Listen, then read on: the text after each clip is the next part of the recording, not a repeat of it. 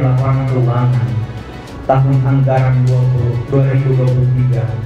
Laporan keuangan disusun untuk menyediakan informasi yang relevan mengenai posisi keuangan dan seluruh transaksi yang dilakukan oleh sesuatu entitas pelaporan selama satu periode. Kalau laporan keuangan ini sebenarnya tidak perlu ada suatu hambatan karena sudah rutin.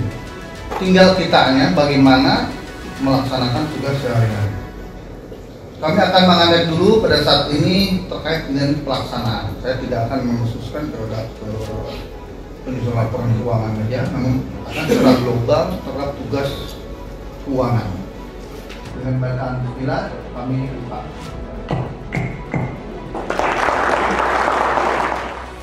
Sebenarnya ini mekanismenya untuk mengawal telkom agar bisa menjadi yang handal dan akurat.